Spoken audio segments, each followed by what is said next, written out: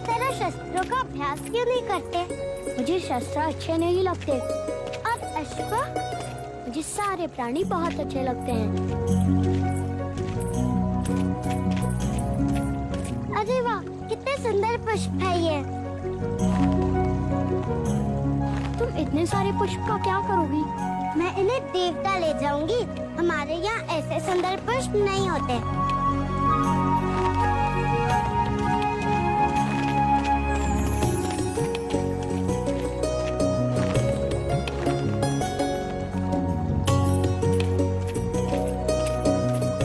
ये लीजिए।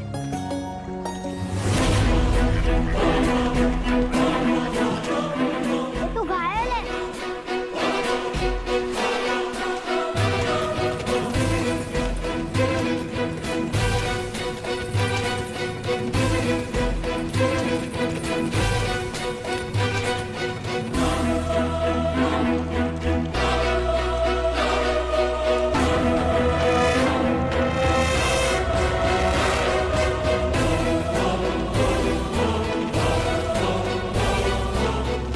सिद्धार्थ, मैंने उड़ते पक्षी को मार गिराया। ले लो, मैं राजा अमितोदन को दिखाऊंगा।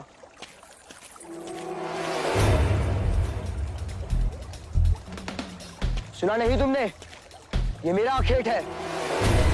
इसे मैंने बचाया है। ये पक्षी मेरा है। तुम अपने ज्येष्ठा का अपमान कर रहे हो सिद्धार्थ। मैं अपना कर्तव्य कर रहा हूँ ज्येष्ठा। आखेट क्षत्रिय गुण है और रक्षा क्षत्रियों का कर्तव्य। यदि तुमने मुझे ये पक्षी नहीं लौटाया तो अच्छा न होगा। नहीं देगा वो आपको। क्या कर लोगे? मैं इसी घड़ी न्याय सभा में जाकर महाराज से याचना करूंगा। हाँ, जाओ।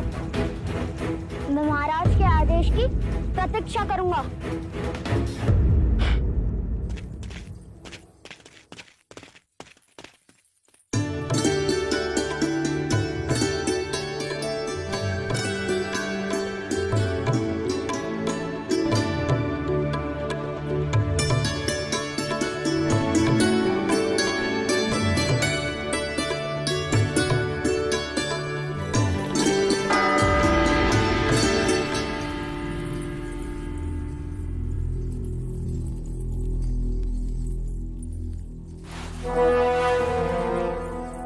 द्रोणोदन, ये न्याय घंट किसने बजाया? मैंने महाराज। महाराज, मुझे न्याय चाहिए। देवदत्त, क्या बात है देवदत्त? तुम इतने क्रोधित क्यों हो? आप ही बताइए महाराज। मैंने तीर चलाया, एक पक्षी का आखेट किया, तो उस पर किसका अधिकार हुआ? ये तो उजाले में परछाई जैसी सरल बात हुई।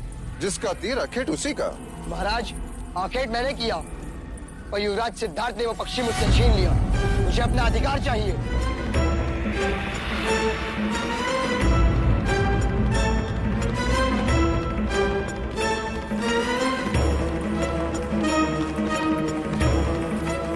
ये न्याय मांगने का उचित समय नहीं है देवता। उचित समय कब है? न्याय के लिए न्याय सभा होती है। अब जाओ यहाँ से। क्रोधित क्यों होते हो अनुज? बच्चों की हठ और जिज्ञासा दोनों पर ही ध्यान देना चाहिए। क्यों महाराज शुद्धोदन? उचित कहा ना?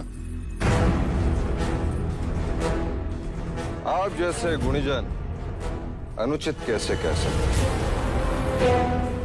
जब देवदत्त ने न्याय घंट बजा ही दिया है तो उसे न्याय भी अवश्य मिलना चाहिए। महाराज, महादेवी अचानक अस्वस्थ हो गई है।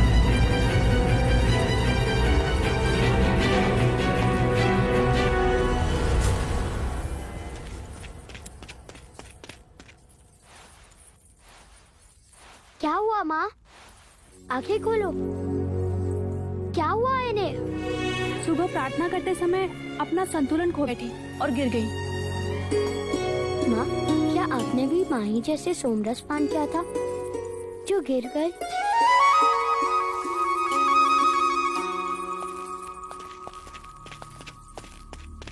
क्या हुआ प्रजा?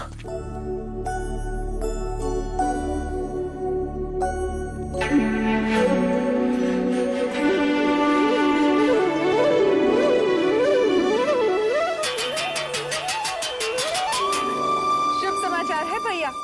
इस बुआ को एक और अवसर मिलेगा नामकरण संस्कार में आने का। महादेवी माँ बनने वाली है। बधाई हो प्रजापति, बधाई हो महाराज शुद्धोधन, बधाई हो भाई महाराज। अनुज, कुल गुरु से शुभ मुहूर्त निकाल कर ये समाचार कपिल वस्तु में पहुंचा दो। उत्सव का आगमन होने वाला है, कोई कमी नहीं होनी चाहिए।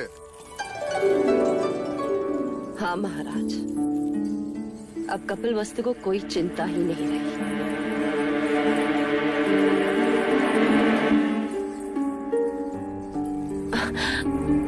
अब यदि असित मुनि की वाणी सत्य भी होती तो भी राजे को भयभीत होने की कोई बात ही नहीं। नया उत्तराधिकारी जो आने वाला है, क्यों महादेवी, है ना?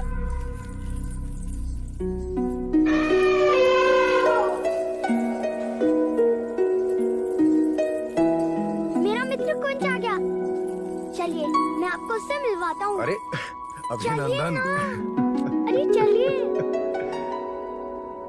वैसे सत्य कहा है आपने, सिद्धार्थ को एक और भाई मिल जाएगा लड़ने के लिए। लड़ने के लिए? ये कैसी अशुभ बातें कर रहे हैं आप भी? जो देख कर आ रहा हूँ वही कह रहा हूँ अमिता। कुमार देवदत्त ने आज ही युवराज के विरुद्ध न्याय याचना की है। याचना? हाँ, और कल भरी सभा में उस पे सुनवाई भी होगी।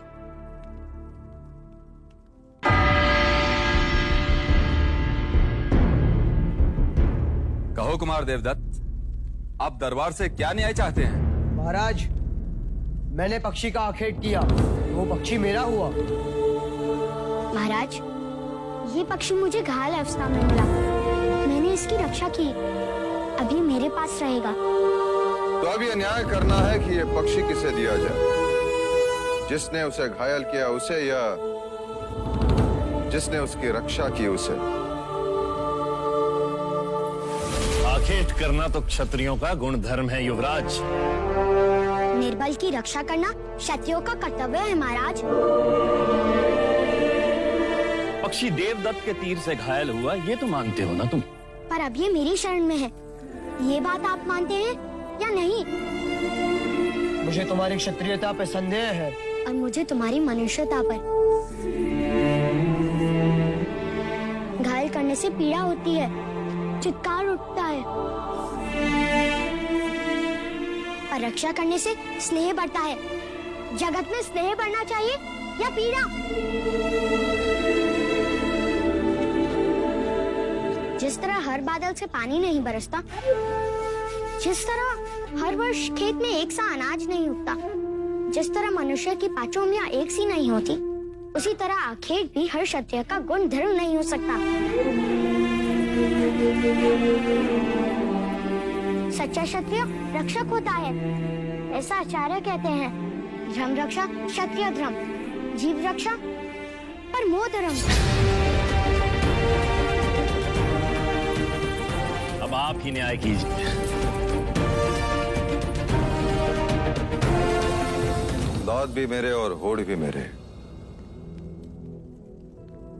कुलगुरु वाचस्पति, कृपा करके आप ही न्याय करें।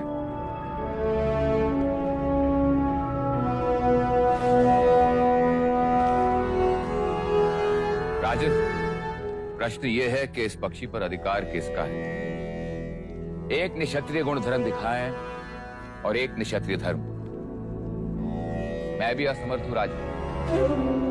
अब ये न्याय तो स्वयं पक्षी ही कर सकता है।